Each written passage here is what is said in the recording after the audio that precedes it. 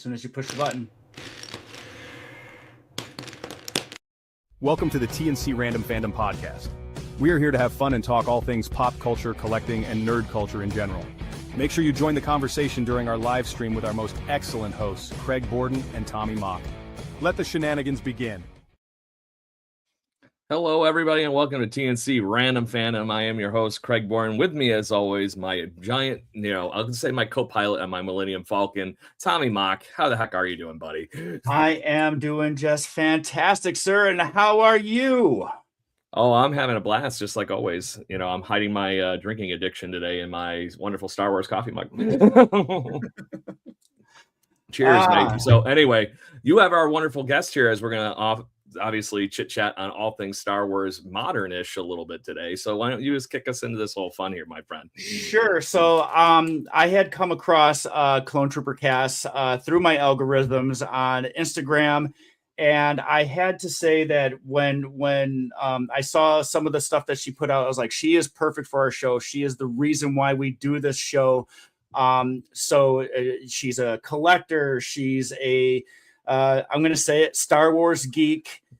She is a Maul fan. And I'm not talking about, going to the store and shopping. She's a Darth Maul fan. And it's not a How I Met Your Mother. Let's go to the mall. All right, got it. And let's see. And she's also a cosplayer. So obviously follows every single criteria that we put on this show. So again, without further ado, Cass, CloneTrooperCass, everyone, say hello. Hi. So you know what? I am so glad for you to be here. Again, when I came across your page, I was overseas and everything, and I was just like, we got to have her. And that's when I reached out to you almost like instantly when I got there. I was like, I have to talk to this woman because she is the person that we want to interview. So before we get like really knee deep into it, can you just tell us how you got into Star Wars and who brought you into it? Who brought you into the Star Wars family? Yeah, definitely. I have two older brothers, so that's a big reason. I have my oldest brother, his name is Luke, naturally. Shocking. And then my other brother, Colin, and I was introduced to it because they're boys, and so naturally they watch Star Wars, and I was just the younger sister, so I was just kind of present. But Star Wars was a boy thing in our house, so I had my own thing. I was into, the Barbies and stuff like that, but that was the boy thing, but it was still always there and always very interesting to me. And then as an adult, I was a car content creator for a long time.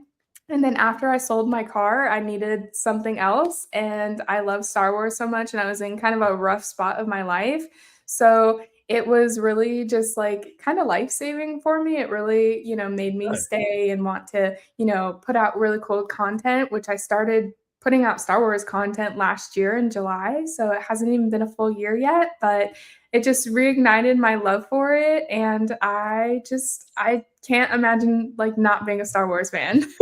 So just to ask the silly question then. So obviously Star Wars in the midst of that whole thing, it became your spiritual piece, not a midichlorian count kind of thing, but there was that. So where in that piece to that, because that's a wonderful just mantra to be able to pull yourself into something like that. Where did that journey begin with that piece to that? Was it just you were in a rough spot, like you mentioned, and it just turned into finding the movies all over again? Were you hanging out with the family and just got into a Star Wars talk? How did it kind of, materialize into doing the content stuff? Yeah. So actually my boyfriend was like, hey, have you seen Clone Wars? And I was like, no, I've seen the movies, but that's about it. And so then that kind of reignited it. And then we started watching that series for the first time a couple years ago. And I was like, holy crap, there's so much I don't know. And I get to learn all this lore. And rabbit hole. Yeah.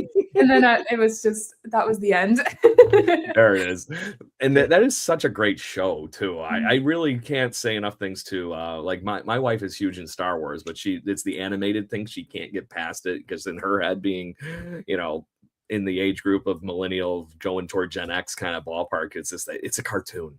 Cartoons were, Looney Tunes, Flintstones to her, and it's that next mental hurdle. It's not clearing that fence, but that is such a great show that I cannot say enough things. It's not a kid's show. It's a Star Wars lore show. Go ahead, Tommy. You look like you're thinking about something. Well, I remember back in like the early days of Disney, before it actually Disney acquired Lucasfilms, they had the those little like 15-minute little like almost anime style cartoons that they would show. And there's like minimal to no talking. It was just like fighting. And I think that's what that eventually evolved into before the actual acquisition. But, you know, going into the animation, we got to talk about Maul, Shadow Lord. But before we get into it, why is Maul your favorite character?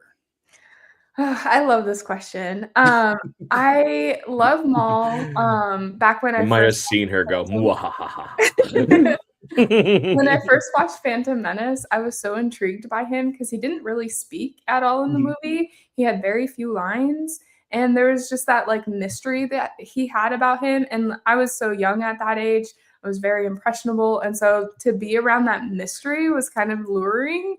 And then as an adult, I think so many of his feelings are so relevant and so relatable in like a weird way. But like revenge and like hatred and anger and things like that, that they're so easy to have and that we all have them. And most movies and shows these days are like, they always end on a happy note, and not everybody gets to have like a happy ending. And so that's why I think his story is just so relatable in that sense. Of course, I didn't get cut in half or anything like that, but yeah, that's the gist of it. Yeah, there you go. But you know, that's the thing though, the character itself, even when the prequels came out, when Phantom Menace came out and we seen Darth Maul for the first time, we already knew who Palpatine was, but we got to actually see a brand new Sith outside of Darth Vader, and he changed the game when it came to, you know, lightsaber play. We got to see our very first saber staff, and to me, he kind of, I you know, granted he killed Qui-Gon Jinn, but he kind of I'm glad that they brought him back in some aspect, you know, and kind of retold a story, even though we do ultimately, spoilers alert, we know that he's his ultimate end, but becoming, you know, a somebody who's no longer a Sith, but he's just a Force user who just wants to dominate and punish those who, you know, who wronged him in a way. But which is where we come now. We've seen him, you know, evolve through Rebels. We've seen him meet his demise again to the hands of, you know, Obi-Wan. Right. But now we get to see the story that was kind of set in place with Solo, a Star Wars story, but now we got this cartoon, and it's a very watching the first two episodes, very adult cartoon. It's not a kid. Oh, wow, is it good? It is very, very good. So and I'm going to stop talking real quick, but you got to go to Star Wars Mecca. How did you get that? I need to know so I can start writing up my. I'm thinking about 9 billion other fans want to know about it too. But. Yeah, it's crazy too, because after I was allowed to start posting about the premiere, so many people reached out to me asking me the same exact question, and I'll give you the same answer. Honestly, I do not know. They reached out to me via email one day, and it was just like 2 weeks before the premiere. I got an email and I freaked out. I was literally crying. I couldn't even read the email. I had to have my mom read it because I was over. Is this real? Yeah, exactly. And then I saw some other creators that were much larger than I was get the same email. So I knew it was real. And so one of the things I noticed when I was at the premiere and in the room with everybody that was invited, it was so diverse. There was super small creators. There was the local 501st and fandom groups. they had obviously really, really big creators there too, and then some smaller ones like me. And so I can't pinpoint exactly what Disney or Lucasfilm looks for when they are seeking creators for these types of events, but Mhm.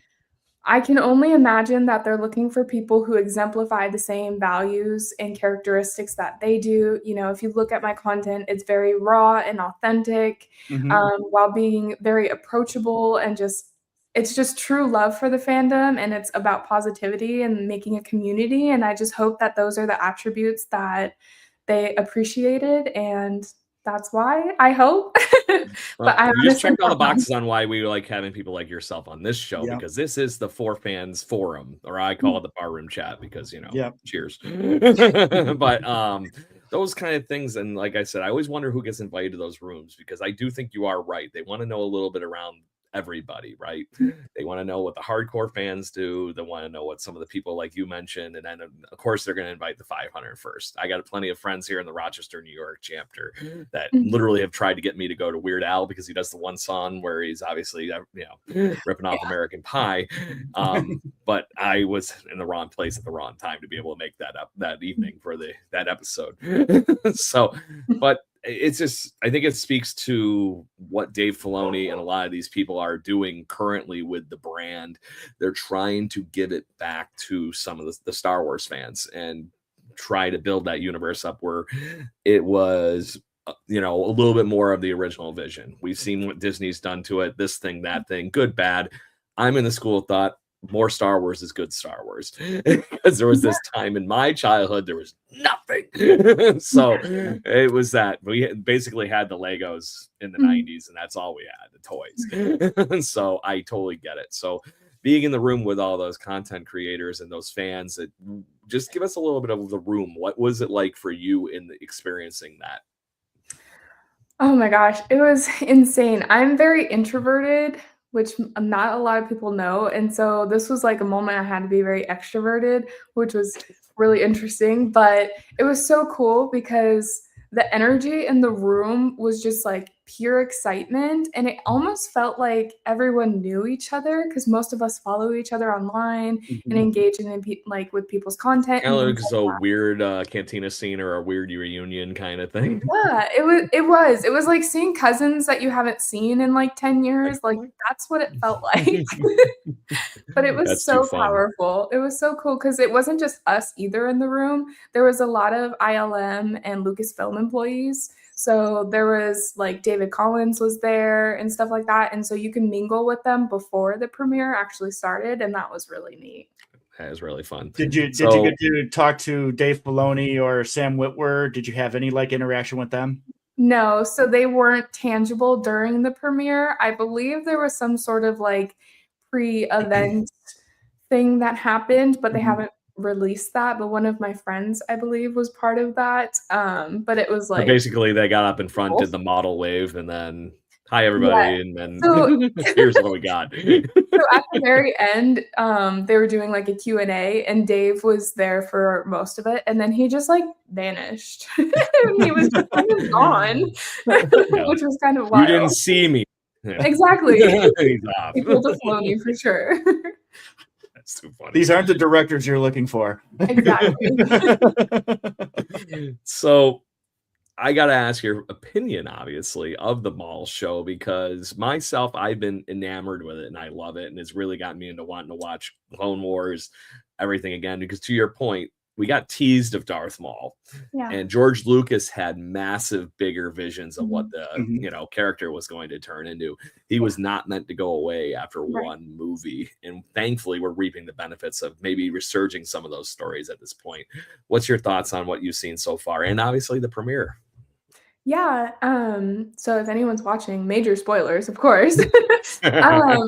I loved it personally. I know everyone on the internet is describing it as peak, which I think that word doesn't even come close to how amazing this was. So one of the things that was really cool at the premiere was they actually had the paintings that you could like actually like stand there and look at, the matte paintings that they did for the backgrounds. They had those there so that you could view them. And so it was so incredible seeing the brushstrokes that are actually in the show on this work of art. And that was just so incredible. And then the way that they leveled up the character animations and just like all the small details that we're like slowly uncovering through like social media, that like Sam Witwer like screams and that's his lightsaber sounds, or like I was going to bring that up. I forgot about that. I saw that recently. I was like, Yeah. oh my God, that's too funny. Yeah. And it doesn't surprise me with Whitwer and his commitment to Star Wars as a whole. Anyway, honestly. Sorry I interrupted. No, of course. And then he also has to have like Granny Smith apples in his mouth in order to do the Maul voice, which is so funny and so cool. Just all the little details that they put into it. The pizza boxes in the background to make his apartment look so lived in and things like that. The chicken parm, of course, took the internet by storm. It's just, it's everything that I've ever dreamed of. I mean, we got Maul in the Clone Wars for quite a bit of episodes, so that made me so happy. But now to have something dedicated to his story and what happened after Order 66, I'm so excited. So here's a good question that I wanted to ask you about this, because we know now that George Lucas had plans initially for Maul and to go on, and actually had more plans for other characters like Maul. So I'm going to ask you this question and see what I want to hear what your thoughts are, but I have a feeling the character of Devin, who is the Twi'lek, I guess former Jedi or former Padawan. Yeah. My thought is I have a feeling that she is going to become Talon. What are your thoughts? Yeah, I mean, I think there's a very good chance of it. Obviously, it hasn't been confirmed, but there's been interviews with Dave where he says that he's trying to honor George Lucas's vision. So I think it's very likely that it could happen. And then just like the fact that Maul is like working with brothers and things like that just shows like there's that Dathomir like touch still here, and I have a feeling we're gonna get some magic and stuff in here. Meanwhile, everybody's going, shh, don't talk about that. But no, I agree. There's some fun there. Go ahead. Did you sign the NDA? I did, but that's the point. Window of opportunity, Tommy. But I'm really hopeful. No, good. Yeah. Got anything? So, go ahead. Go ahead.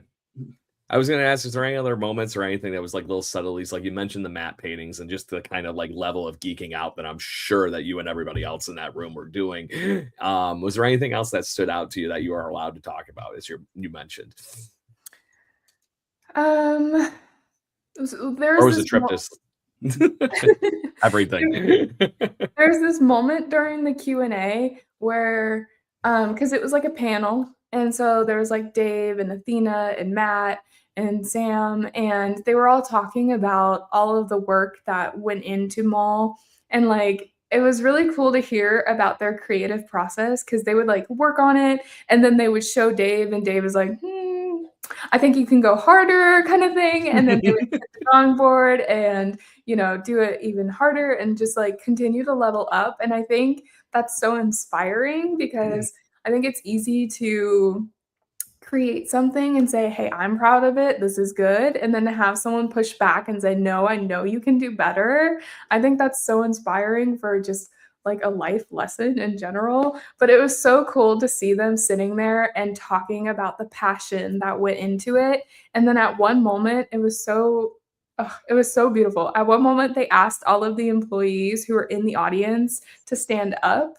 And so we got to see that there was a bunch of people there actually from ILM and Lucasfilm. And it was so cool because like when you were watching the episodes, mind you, it was on a big screen and the sound was loud and it was just so impactful. But one thing I noticed is there was like people looking around in the audience, not putting two and two together until the end, but these are the employees who are trying to see the fans' reactions. Right. And that was so like heartwarming to see that, because they put all that effort into it, and then to reap the benefit of seeing all these fans, like that was just so cool. And that's something we're missing in the Netflix era of what we all live in. You know, I miss the days where we all used to hang out in the movie theater and we would just binge like for weeks at a time to get ready to watch this kind of a thing and then literally camp out. You don't get that anymore. There's certain parts of our culture that was kind of taken from, you know, us being Star Wars fans in that equation of moving to TV and just in general streaming. So those people that were getting there and kind of like you said, just nerding out on the other people nerding out on their work were that was a part of the equation that gets lost in this translation, because those were the same people that would have snuck into the movie theater probably to see how people were, you know, enjoying their flick, or would have paid the extra $20 or whatever it was to go see it one more time and see how they're enjoying their work, because everybody does get lost in the reviews and the craziness that is the world of the internet these days. And that's the part you miss. Definitely. There's a reason I still watch Solo and everything. I enjoyed every minute of it, regardless of the fact of the garbage going around the internet. So, but to that point, I love all Star Wars. It's like I said, is there good and bad Star Wars? Sure, but it's still Star Wars. And I have things I'll probably never watch again. And I have things I'll watch 1,000 times. That's how it is. Yeah. Go ahead, Tommy. It's like you said, you know, any Star Wars is good Star Wars. You know, is some better than the others? I wasn't a big fan of the sequel trilogy, but I can pick out like certain aspects of it that I can enjoy and stuff like that. But there's only so much of the same story you can tell in so many different ways. But Cass, in your opinion, do you feel like the franchise is going into a better direction than, say, what we've had in say the past decade? Do you feel like because of Maul, maybe because of the Mandalorian and some of these shows, do you think that Star Wars as an IP is going in the proper direction?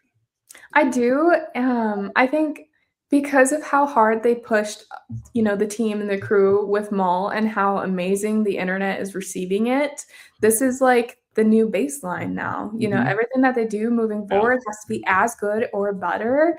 And I don't think Dave will accept anything other than that. And I think now with him being, you know, a co-president, I think that's going to push the franchise even harder than it's ever been, because he's been a part of this journey for so long and he's so passionate and he's surrounded by so much talent that, you know, he understands that Star Wars fandom is picky.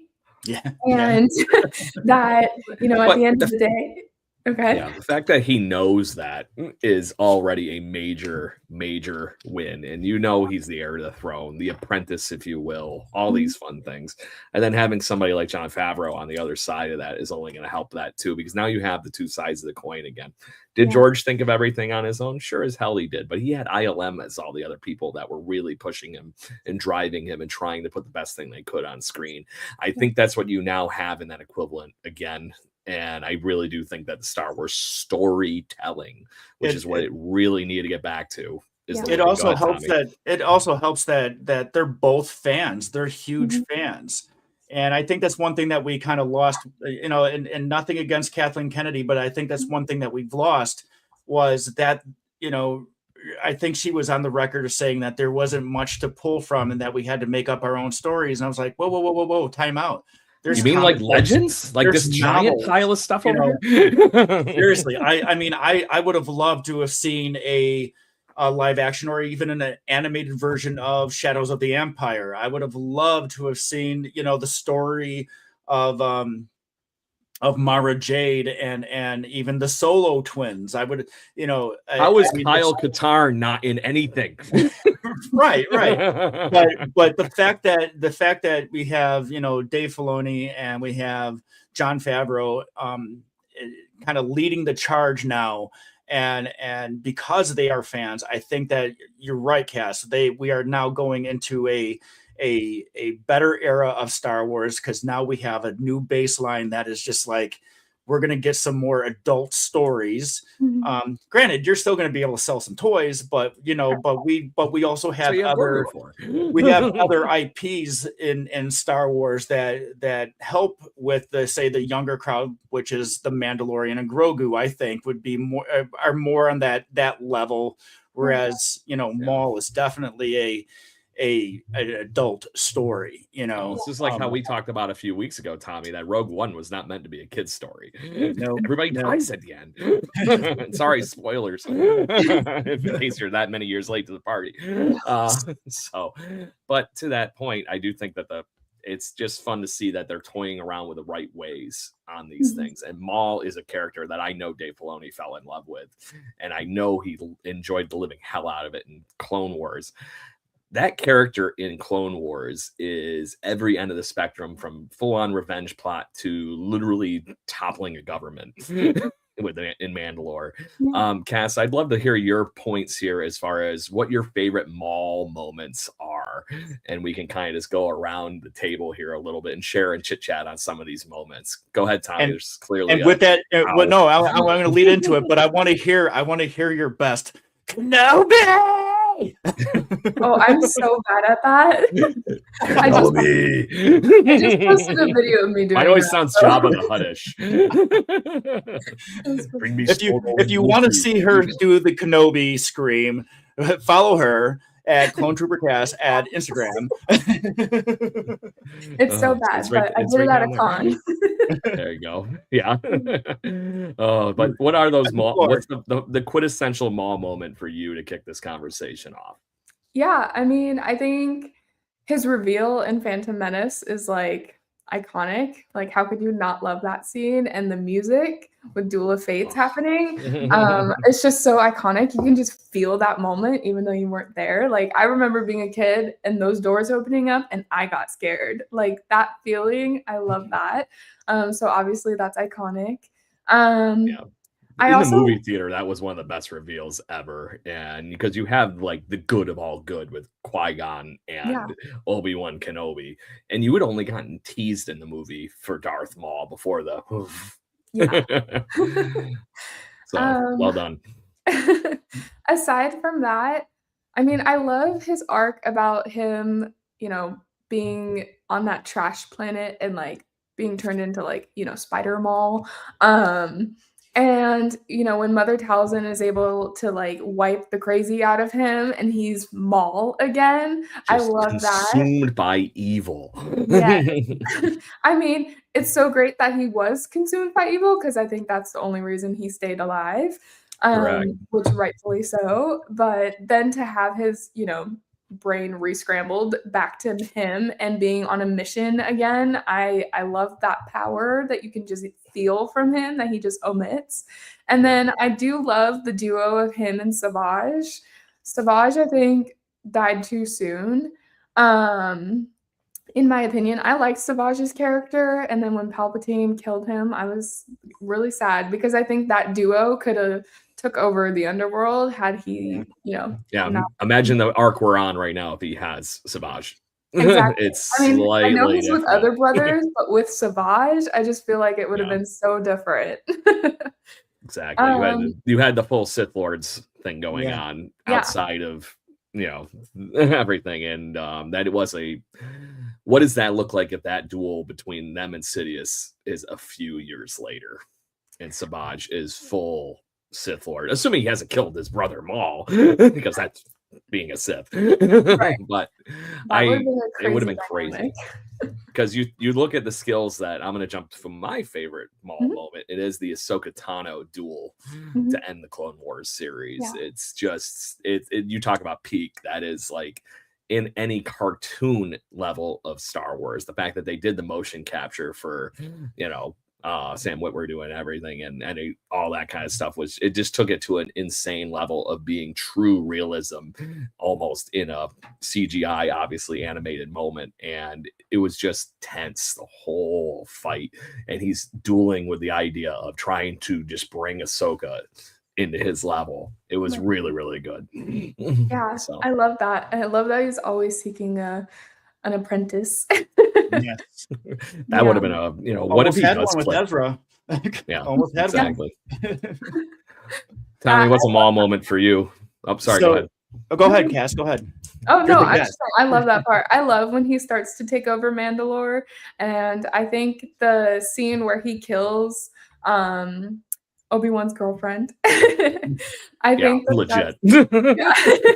I think that's so like heart-wrenching because you know how much he loves her, and then Yeah. you know the fact that he just has that much, you know, He was vengeful spirit in him. Anakin earlier before Anakin, because you talk about what that moment did to him. You know, he chose to stay away from the love interest and follow the order a little bit, but there was a point there he almost did.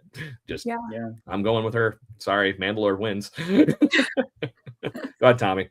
Yeah. So I already said one of them, which is the very first introduction of Maul and his lightsaber or saber staff, whatever you want to call it, and the fact that that again we did not see a lightsaber duel that choreographed, that fast, and anything beforehand. So that's a chef's kiss right there. But now I will say this: the voice acting of Sam Witwer,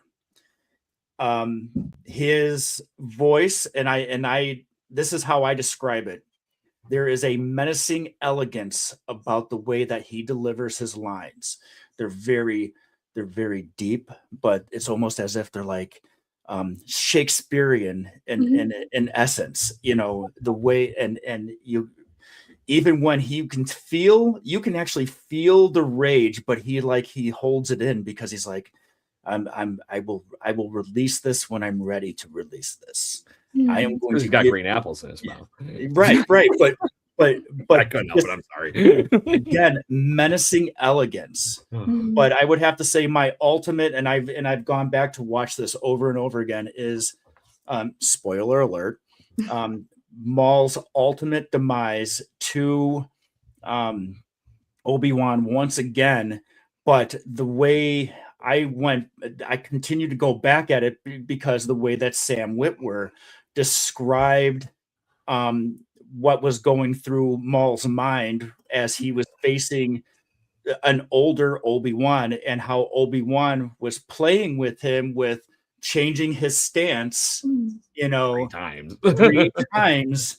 And, and then it was ultimately like, I'm going to rush you. And then at the end, they kind of had this moment, that to me, again, it was beautiful. It was beautiful. Yep. Even for someone who was that, dead set on trying to get revenge on someone else, still had a moment of humanity. Yeah. At the end. And peace at the end at that point, because he found out what was really going on. That was like you said, the little tidbit thrown in there at the end that I couldn't believe that what got divulged, even if he is dying. Just to say, he's come back before. Right. What are we gonna do? What are we gonna do? And he knows that. I love that.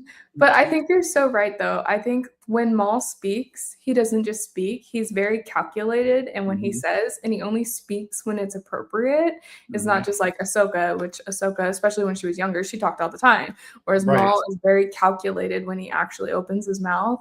And you feel that when he talks. Yep. Yep.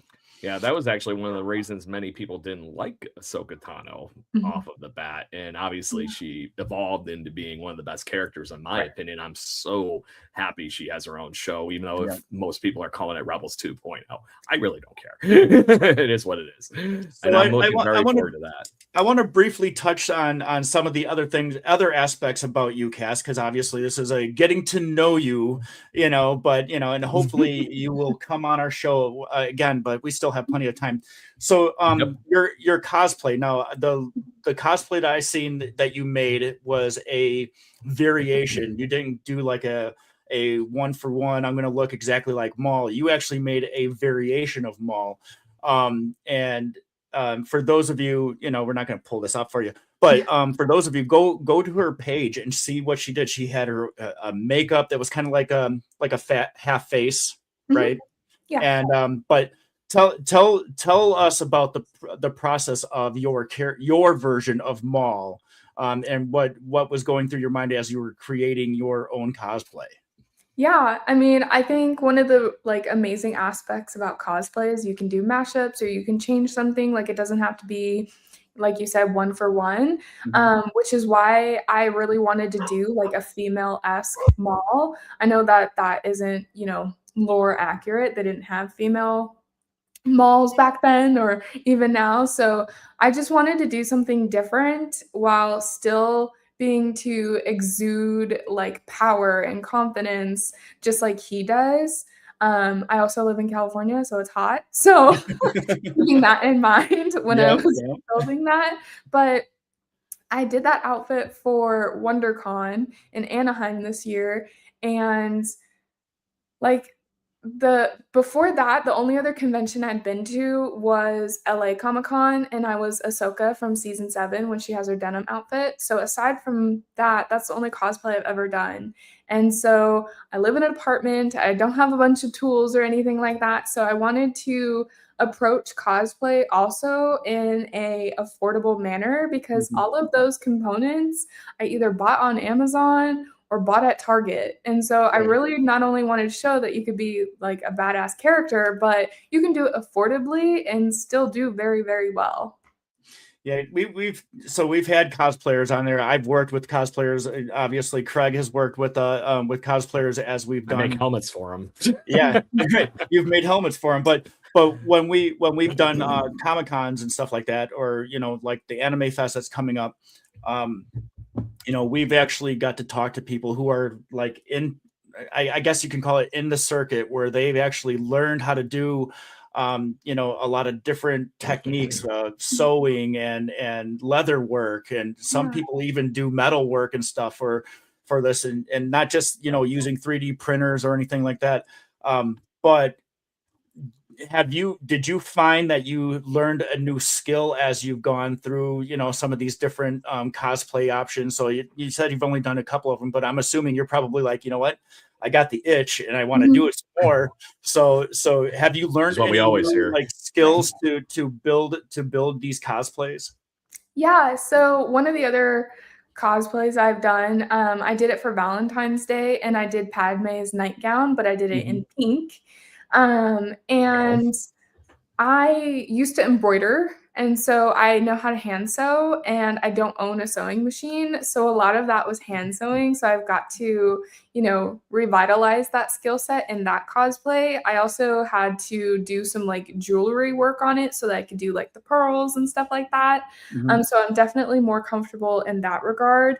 My next cosplay that I'm going to be doing is a Maul variation of Mandalorian armor. Oh. And so this is going to be a new skill set that I learned. I have it 3D printed. So now I need to, do all the sanding and painting and things like that, which I've never done before. So I'm excited to learn how to do that. I'm also slightly terrified because I want to wear that cosplay to San Diego Comic-Con this year. There So you go. I'm a little nervous, but I have a great community and a lot of people who are very knowledgeable. So they help me a lot just understanding like how the material works and stuff like that. But Yeah. here's the rendering I came up with. Well, that's Oh, cool. wow. That is awesome. Wow. Yeah. Mandalorian. So when you said like a Maul variation of Mandalorian armor, I'm over here thinking Moff Gideon. How he Okay. had the spikes. helmet, but he had the spikes in the helmet. So I was like, wait a minute, that's very Maul-esque, Yeah. So I No, kind of wanted to I take like up, the look that she's got. You almost like went like Sabine Wren spray paint Darth Maul, and I yeah, love Sabine. She's one of my favorite characters. me So that's too. really cool. I love that. And at the end of Clone Wars, you see like Death Watch take on the Maul Mandalorian, armor. But Mhm. if you look, the women didn't have the same markings or anything, only the men did. And so I was like, okay, well, that's BS. I want to make up something so cool. And so like this one, it'll be like matte black, and then all of the red details will be like metallic. And I just wanted to show like someone who's never done this before that it's possible. And I also really want to be one of those cosplayers that's empowering for other women. Mhm. There's a lot of people who, show their skin and things like that. And I Yeah. just wanted to show that you could be powerful and confident and not have to do those things. So I'm very excited about this next cosplay. I appreciate that. I appreciate that a lot because again, they're you know, where the contests that we've gone to and we've hosted and everything, they're mostly around kids, but yet there are people out there that will, like you said, they show a lot of skin and everything, but push the envelope a little bit. Yeah, and you know, and we try to keep it very very PG in a way. And you know, we know that a lot of these anime characters that we've come across, they're less than PG. You know, they're really written by a dude. Very outrageous, but we keep it that way, and we try to keep it that way, and we try to make sure that all of the cosplayers that we interact with are safe and in a safe environment. We always put out there, hey, you don't just take pictures of people, you actually have to give their permission to do so, and be respectful to everybody. And I'm glad that you're saying stuff like, you know, I want it to be, you know, a positive thing. You know, I want to prove that you don't have to be all out there to be all out there, you know. Definitely. So Tommy, I don't know if I told you officially, but I'm going to finish out this is the first helmet I ever printed off because I just wanted to see what my new printer could do. But I have a Mandalorian helmet, but it's kind of like this really weird, like tie-dye blue-green. So I'm going to do Bro DeLorean, like I'm a stoner gone DeLorean. Bro. Not to mention, that's what all the kids say. At least Big that's what my daughter Lebowski Mandalorian style. Yeah, that's kind of what I was thinking, honestly, in my head. I'd be like, dude. Yeah, let me show you. So I've only mostly because I'm goofy. I've only cosplayed once, and the cosplay was from the last show that we did. And Craig actually made this. I'm sure you've heard of the band Ghost, right? Yeah. Okay, so this was. Wait for it. My helmet. Oh my gosh, that's awesome. I wanted this era of the nameless ghoul. So and if you look at my Instagram page, you'll actually, if you go down to like July of last year, you'll actually see me and one of the other cosplayers who's a really short nameless ghoul, you know, and yeah, we rocked out with these. So it was awesome. Full bass guitar and everything, and it was worth it. I love it. But that's the fun of cosplay. Like I said, I never really ever thought too far into it or anything like that. I've always just seen people from afar doing it, and I'm like, well, they're having fun. That's great. And then you goof around with all these people and see how passionate they are, and you have a good time chit-chatting with them. And yeah, I can't say I wouldn't be infected by the idea of being able to just, like I said, kind of teleport mentally to somewhere else. There's not enough going on up around here anyway. Mine's, you know, at least theme it out in Star Wars for a day. And so as you progress with that cosplay, please tag us so we can actually see your progress. And because that, if it turns out the way you have it right there, I want to see it. That looks awesome. I can see LucasArts going out to you and going, can we use your designs? That would be awesome because they're already inviting her. Your name would be in the credits. That'd be crazy. Yeah, I would probably die. As you've been to these events and things like that, has there been like somebody's cosplay that was in a similar vein to yours, where you're like you said, you're not trying to perfectly copy it, but you found it's a little tangent, something fun, something that stood out to you while you were wandering around one of these cons? Yeah, there's actually, I can't remember her name right now. But there's a girl that I follow online, and I'll like tell you guys who it is later. But she did a Snow White Mandalorian outfit.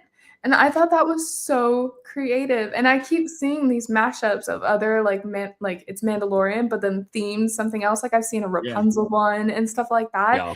And it just, I'm always being shocked by people's creativity. And I love that because I work in a creative space. So I'm creative 24/7. And then just to come home and have to be creative, like it's easy to not be creative. So in the there you go. So in the Rapunzel one, is like the way you would describe that costume is this is the way up my hair, or you know, this is the way to my sleeping 7 dwarf slayer. That's funny. Where meanwhile the one I'm shooting for here is this is the way to the couch. To the couch. I love that. Oh, good stuff. So I want to make sure we chit chat a little bit of you. There was one other topic here, Tommy, that actually is part of my collecting that I know you wanted to chit chat on here with Cass as well. So I'll let you kick it off.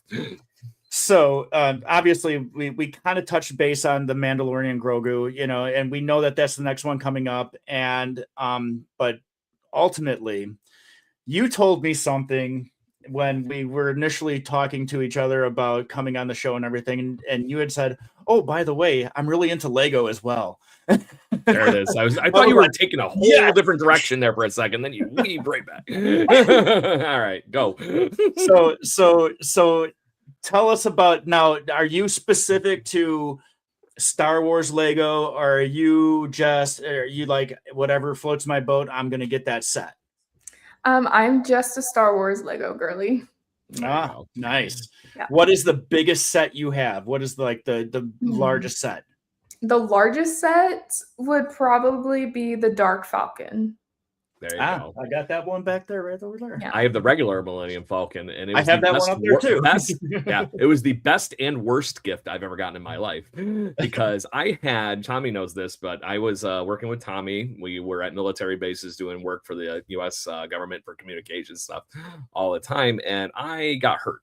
I was on the shelf for a long time, and I had to have shoulder surgery. So my wife, we had literally just started dating. This is many moons ago. This is like 2008, 9 ballpark. So that one was in the store, right? And maybe that was too far ago. But anyway, she brings the thing over to me, and mind you, I'm like stuck with my arm like this from shoulder surgery, and I'm right-handed. So I couldn't use my dominant hand, and I'm like, "Oh, this is awesome! I got to put it together." I tortured myself with one hand putting that thing together at a time. And I don't know if you've ever tried to put Lego bricks together, one brick at a time while they're sitting on a table. My dad was just dying laughing at me the whole time while he's just hanging out with me watching Star Wars and other movies and shit. And he goes, "Are you just gonna quit?" And I'm like, "No, I'm gonna finish it." and it's up here with a display of honor, like a merit badge, up on my Star Wars shelf. That's so crazy. I can't imagine. So just do it for like 2 bricks next time you put one together, and you'll know my pain. But like I said, it was the best gift I've ever gotten and the worst at the same time. So tell us about your Lego and your now. You had your significant other and everything. Is it like one of those the family that Lego together, stay together kind of thing? Yep. Do you like sneak in? You're like, "Oh, I had to get this next set," because there's like hiding contraband.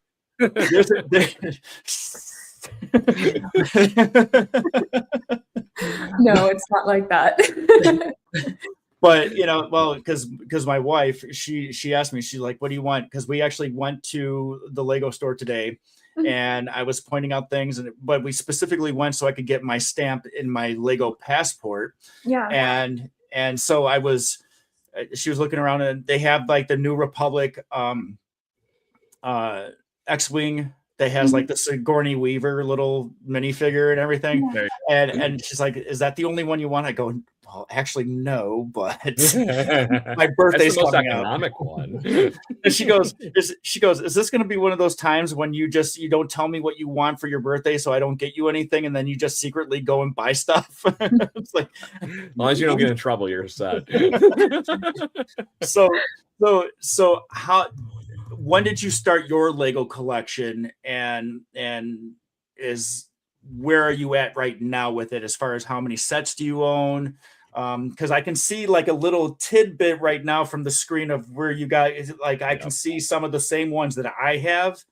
Yep, I have the same one. So when did your collecting start, and where are you at with it?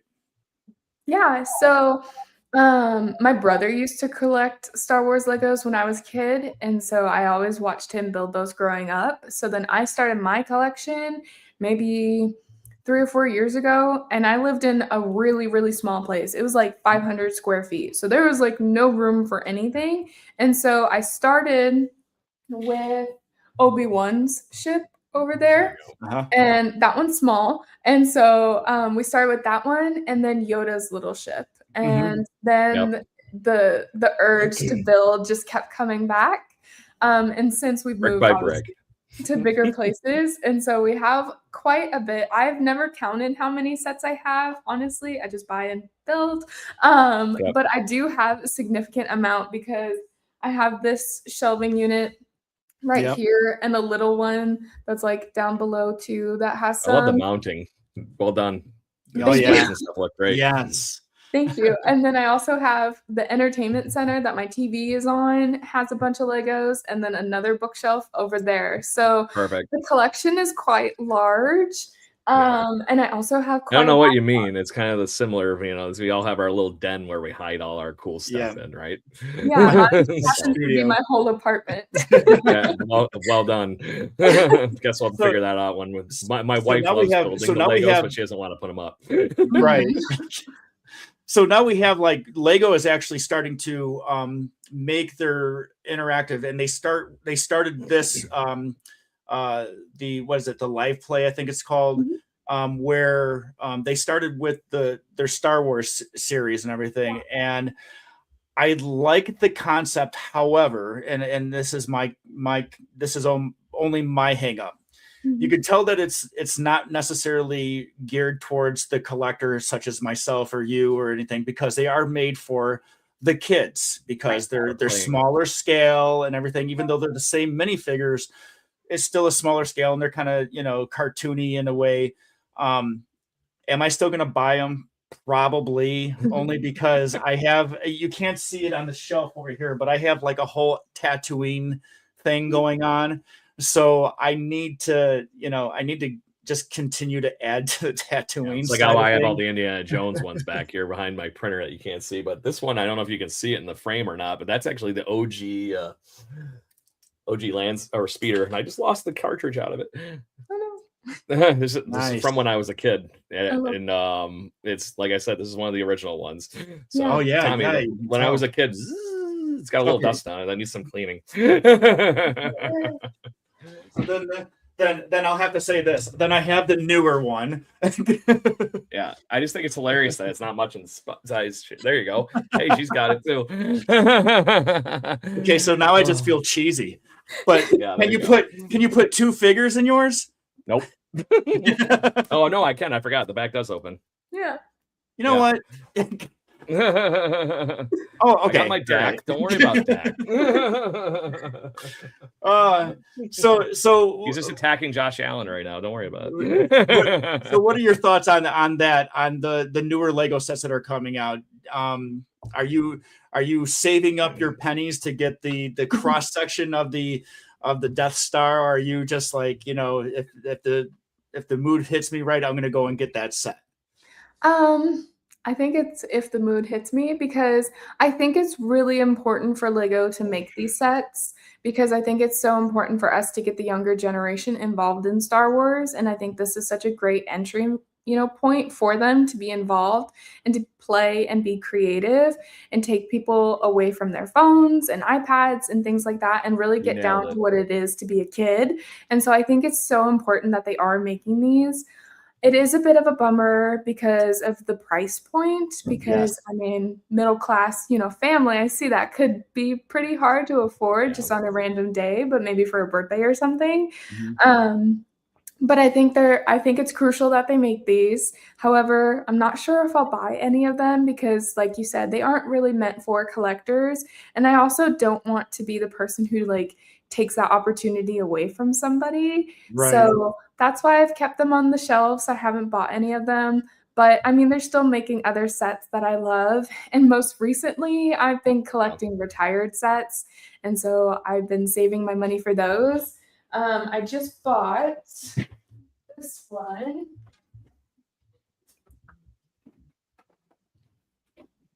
Oh, there you go.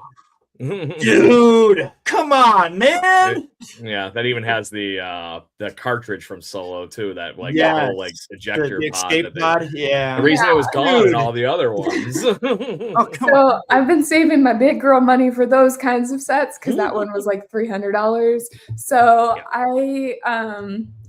I mean, my collection right now, I'm trying to get more of the retired sets. Yeah. My older brother gave me some of his to borrow for my collection. So he has the sail barge that is over there on the shelf. Oh, wow. So I got to put that together, but that was from like 2008 or something like that. So, and it's brown, so brittle brown. So some of those pieces broke, but I'm mostly hunting retired sets right now. Yeah. I have one. I just don't have the heart to open it because the box is so damn cool. It's like the only collectible I've never opened. You look around this whole room, every collectible is opened, and except for Jay and Silent Bob right over my left shoulder here, because I have Jay and Silent Bob also here. So, I have the original Mandalorian spaceship and the Razor Crest. I was like, it looks so cool in the box, and I don't have a great home for it. So it's kind of like a backdrop to my other ones right now. And one of these days when I finally have some extra room here in the office, maybe it's going to have a nice home. But I also might get swayed by money, and some kid or wonderful adult Lego collector might sway my opinion, and I can turn it into more like Indiana Jones stuff, because that's my other passion. Okay, go for it, Tommy. So which Razor Crest is it? Is it the UCS one, or is it like the regular like play? It's the regular scale one. Okay. I have that one. Yeah, I can't afford UCS stuff, dude. Come on. So I'm running a podcast that makes no money. there's a actually store around that deals in secondhand Lego sets over here.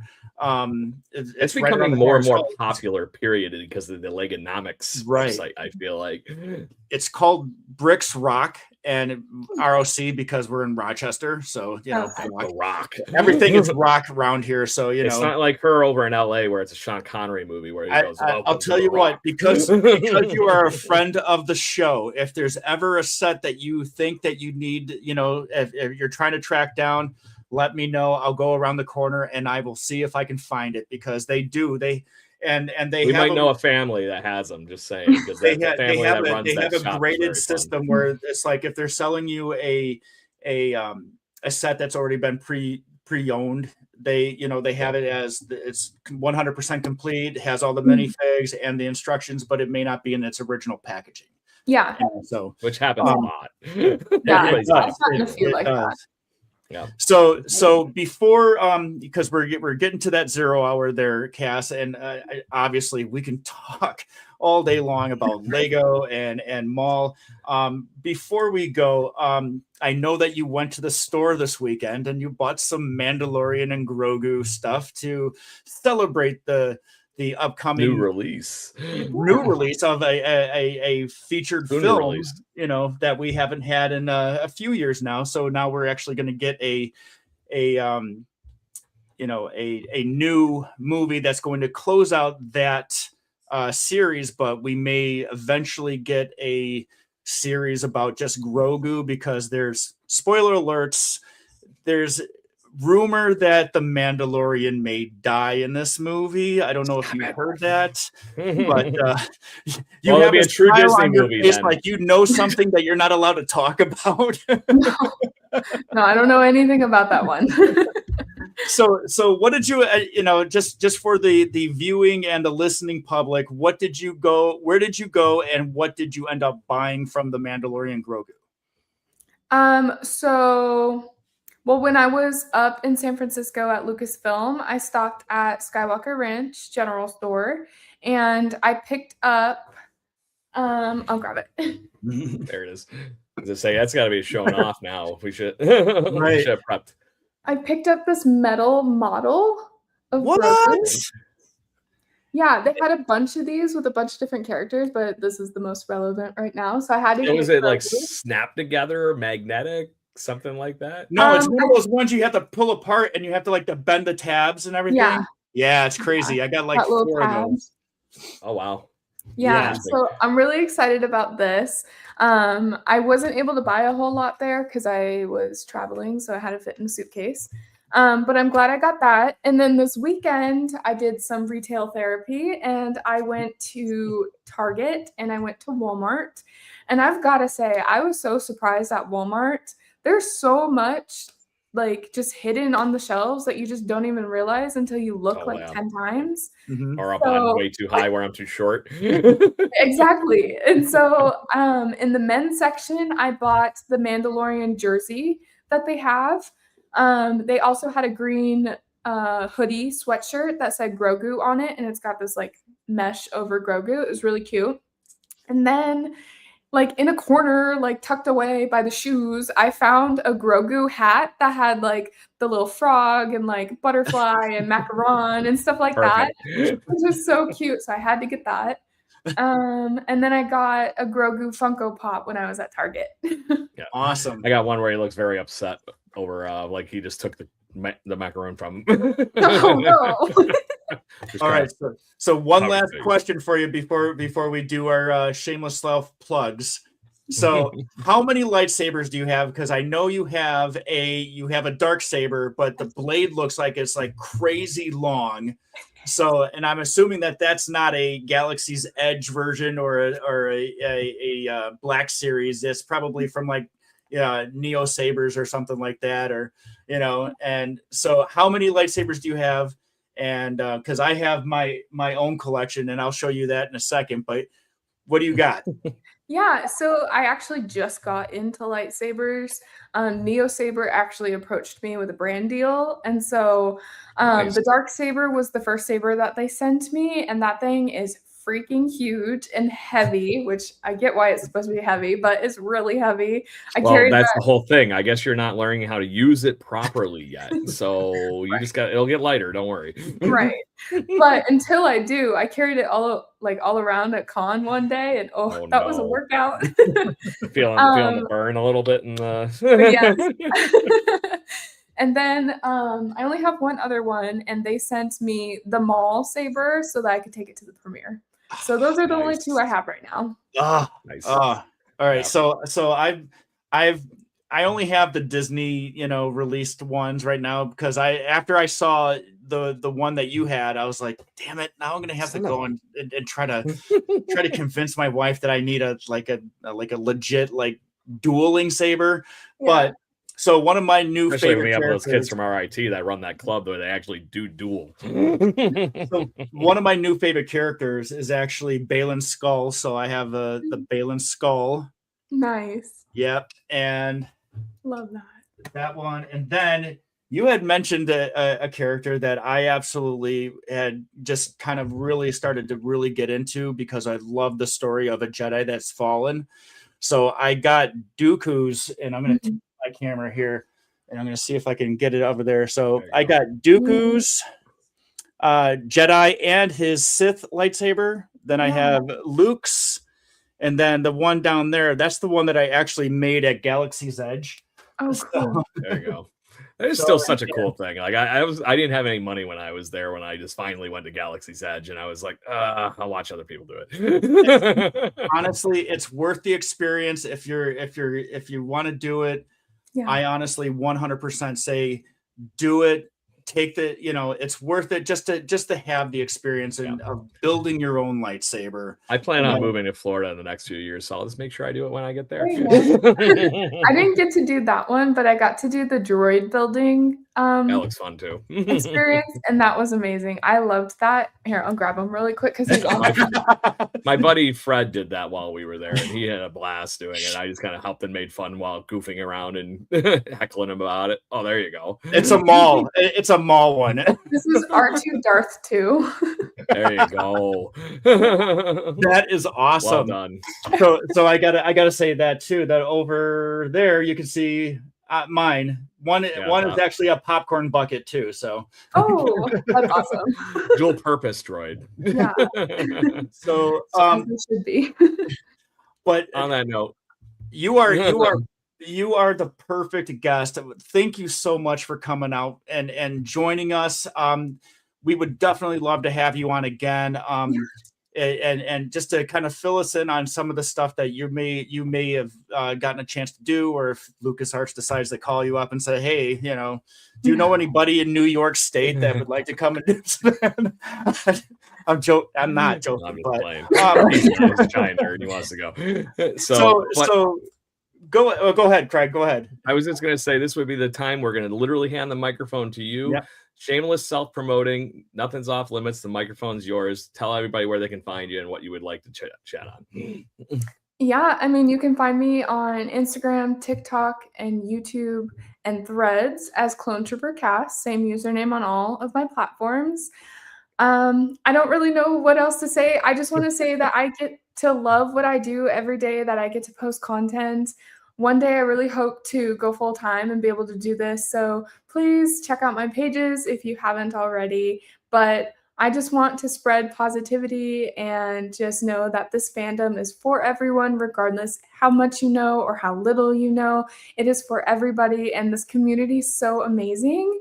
And that if you want to talk more about Star Wars, you can also join my Discord server where we get to talk about Star Wars every single day and just be friends with an awesome community that supports each other and loves one another, and just continue to be positive. And yeah. Yeah, we'll have to make sure we get that link for that Discord server from you at some point here, and make sure we repost it to our fun too, because I do that same thing with my Blue Jays thing, and that's the funnest thing to be doing. Is like there's a game going on, we just got done watching a movie, whatever it might be. You can hop on there and talk with an amazing group of people that are all interested in the same exact topic that you are interested in. So it's really cool. Well, Cass, it's been a great pleasure. Like I said, feel free to hang out for like 2 seconds after we're clicking done with it. Live shows here and stuff. We have our shameless self plugs too, though. So go for it, Tommy. If you got any, I got space. I got to do it. I got to do it all the time. So Cass, if you haven't already seen on my page, I am the dance master of a 19th century dance troupe. We do historical dancing, not hysterical, but even though it is kind of hysterical when I'm doing it. But anyways, at the Genesee Country Village and Museum, the dance troupe is going to be performing on May 1st for the antique show preview party. Then we have the Mother's Day event that we're coming through. So, and again, if you have any desire to ever try a 19th century dance, we meet every first and third Tuesday of every month at the Genesee Country Village and Museum Meeting Center. At 7:00, please come and see me, or DM me at TJMock75 on my Instagram, or you can DM the T C Random Fandom Instagram, and I will give you all the information for the Flint Hill Dance Troupe and learning how to do some 19th century dance. Yeah, not to mention incoming website and some other things that we're working on here at the podcast too. So just if you're one of the 50 people still hanging out listening live, I've seen plenty of you come in. I can't believe none of you have said anything. We can't be right about everything. This is for statistic reasons. So anyways, I only have our one normal plug that we have here. I rep a wonderful product here that is very unique, very odd for sports fans. If you are looking for something very odd and is a drinking mug, that they will laser etch something really, really cool on for you. They can even make this a Darth Maul one for you, Cass, if you wanted to. Link below, dugoutmugs.com/birdwatching, which is my Blue Jays website. This is the 50th anniversary Toronto Blue Jays 50 seasons commemorative mug. You can only buy this through us, is one of the many or a few people that you can actually buy this from, and you get a 25% discount with that web link I just rattled off. So, but you can literally get custom anything. That's what I thought was really cool about it. My friend Chris and his team, you have a picture, they'll laser etch it on, and it's really deep in there too. It's not literally like surface level. I can see the wheels are turning right now. Turn into a lightsaber. He'll paint it too. That's awesome. Oh, speaking of lightsaber, if anyone is interested in buying a Neo Saber lightsaber, you can use the link in my bio for 10% off. They also have a huge sale going on right now for May 4th. And There you go. most of their collection is 45% off right now. So that's very exciting. So if you're interested, check out the link in my bio for that. Awesome. Perfect, Cass. Thank you. Because I meant to mention that a minute ago, and I totally went boom, forgot about it. Yeah, Right. like a Death Star explosion. So before we sign off, again, Cass, please stick around because you've been such an awesome guest. I have a gift for you that I will send to you. You just have to give me your information. But we'll talk about that when we sign off. All right. Well, thank you very much, everybody. Greatly appreciate you and listening to us here on TNC Random Fandom. Make sure you tune in for what we will be talking about next week, or no, 2 weeks from now, because this is an every other week show, and we still have to figure out which guest we're going to be able to book because we're not contemplating. We're waiting for one of them to get back to us. Cass was a lot and responsive in her Instagram, just FYI. So we hope you all have a great week, and may the force be with you. Cheers, everybody. Good night, everybody. Bye.